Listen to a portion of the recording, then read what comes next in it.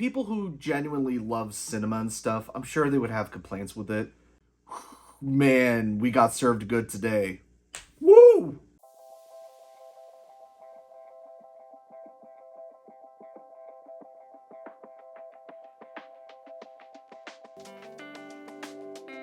Hi, welcome to Film Stash. My name is Douglas Campbell, and today we are talking about the highly anticipated Deadpool and Wolverine.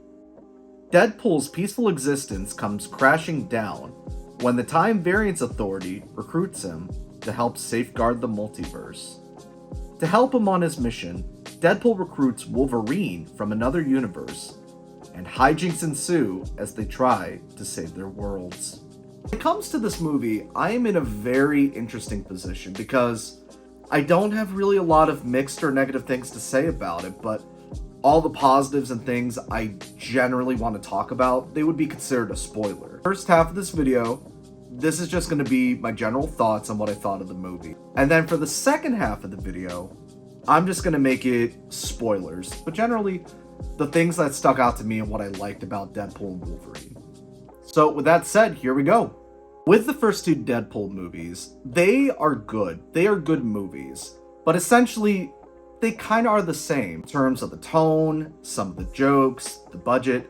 It's very much a small movie. They're small movies, which is fine. I think it works really well with the first Deadpool, but the problem is if you do that yet again with Deadpool, a character that is known to go on these big, bombastic adventures, and you kind of restrict him to a smaller budget and general scale and story yet again, I feel like we would have had diminishing returns. I think by having a larger entity collecting them and letting them stick with what they typically do, but on a grander scale, they were finally able to tell a Deadpool story that finally elevates from the previous two movies. You have an adventure that really goes bonkers with what Deadpool is.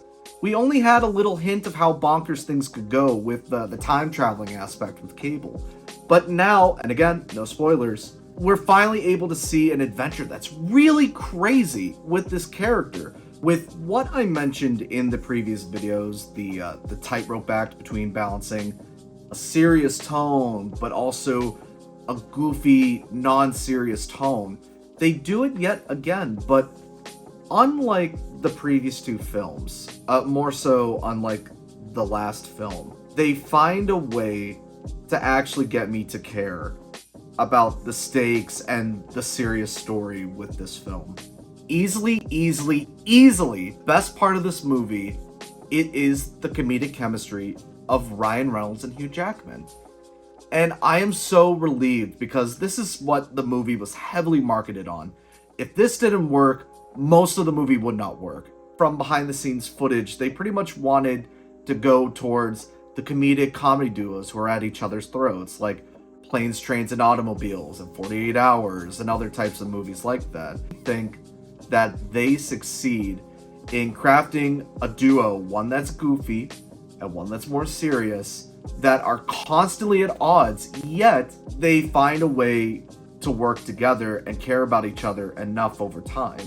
The fact we were able to get this at all, I am just so grateful. My other biggest concern was just how much Disney and Marvel Studios were going to let Ryan Reynolds and his creative team essentially get away with on the big screen. The thing about it is, I think that they did a pretty good job at letting Ryan just do what he needed to do. I know there were some restrictions on him not being allowed to use drugs like in Deadpool 2, and I mean, that's fine. They do reference it, but I'm fine with that. But the fact is they let Deadpool still be Deadpool, but now within the confines of the Marvel Cinematic Universe. So relieved, because you would not have had as good of a movie if Deadpool had to be toned down to a PG-13. It wouldn't have worked. So because of the R rating now implemented, essentially now you have an MCU film that now is so unlike any other Marvel Cinematic Universe films. And that's another thing I appreciated about it, because look, I was a massive fan of the Marvel Cinematic Universe, and they have dipped in recent years. This film, I think, it certainly is not going to save the Marvel Cinematic Universe. I know people have been saying that online. But I do think that this is a step in the right direction. Crafting a story that goes outside of the formula, forced jokes, character-driven moments, funny enough, actual sets. Like, they filmed this out in the countryside. This felt very much like a non-MCU film. But because the emphasis was more on the characters and it went beyond the formula, it really made it stand out compared to the landscape of the MCU beforehand. In the end, to cap off the spoiler-free section, I definitely think you should check out Deadpool and Wolverine. Now, it fixes a lot of my problems I've had with previous Deadpool films. It certainly fixes a lot of the problems I've had with MCU films in the past. Not all of them, but some of them. And I definitely think that depending on whether Hugh Jackman or Ryan Reynolds as Deadpool return in future films or not, I definitely think that this was a high point in both of their times as those characters. I would give it a 9 out of 10. The fan in me gives it a 9 out of 10. I thought it was so much fun. You know what that means? That means it's time for intermission! Yeah!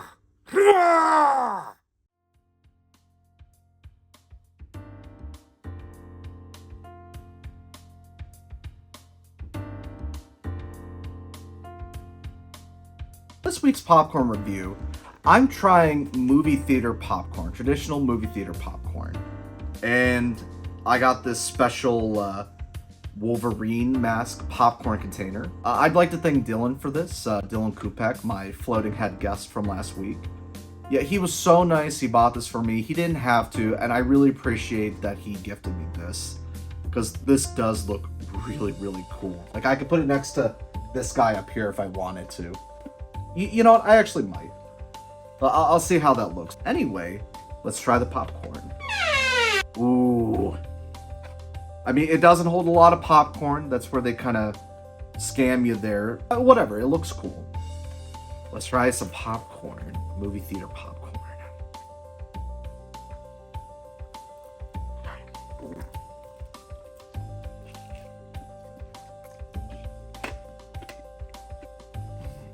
Okay. This is gonna sound terrible to you guys at home. I do apologize. Alright, so it is a little stale because we did get this last night. The buttery taste is still there. It is still very good. Like, honestly, I could still snack on that. That's a 7.5 out of 10. I think if this were fresh popcorn, that would easily be an 8 or a 9 out of 10. Theater popcorn is the best. So good. Spoilers! Spoilers! You're in the spoilers section. Get out! If you haven't seen the Deadpool movie, get out and come back here afterwards. Spoilers! So, what I liked about this movie, obviously, this movie is the multiversal meetup that I've wanted to see for a while. It's not the biggest one in the world, but it is comparable to what we've seen with Spider-Man No Way Home and even Doctor Strange and the Multiverse of Madness. I definitely think of the multiversal films, it is the best one that we've seen thus far. Okay, maybe not as good as Spider-Verse, but this one is still pretty fantastic. What I like about this movie, a couple things really. It's not just the multiversal road trip movie with Deadpool and Wolverine. No. There's a couple of other things that I like about it. There's a meta commentary of Ryan Reynolds and how he got to be Deadpool and his career after that. Because for a while, like, Ryan Reynolds was a pretty successful actor, but he was mostly known as the comedy guy, the rom-com guy, someone who just most people didn't take seriously. Like, I didn't even take him that seriously before Deadpool, but then him pursuing Deadpool, this comedic force that hones all of his skills and his natural wit and charm, he finally was able to launch it and now he's like an A-list star that's above and beyond what he was before. I like that sort of commentary and how he's reflecting upon it. That kind of like symmetry I think works, and that was interesting to me there. The other thing that I liked about it was that this essentially was a farewell to the Fox licensed Marvel content. This was the farewell tour, and it was just nice to kind of see it get a brand departure that I think it deserved. Like, not everything from there was great, but it deserved a better farewell than what it would have gone with New Mutants. By using those Fox movies to elevate the drama, we get a lot more interesting stories from this. What I was talking about with the tightrope act, because the stakes are the world established by Deadpool, you understand the stakes. You're with Deadpool for once, and you can understand why he would take the story more seriously, but also still goof on the story because that's within his nature. And then you have Wolverine's story. What they do with Wolverine to bring him back, it doesn't negate at all the legacy that Logan had. For all intents and purposes, that was Hugh's final goodbye to the X-Men and the world of Logan and Wolverine, despite the opening being hilariously disrespectful. What they do with him is they use that story of Logan, to help motivate this Logan to become the better version of himself and to overcome the traumas of his world by using the events of Logan. Laura, X-23, she helps motivate him too.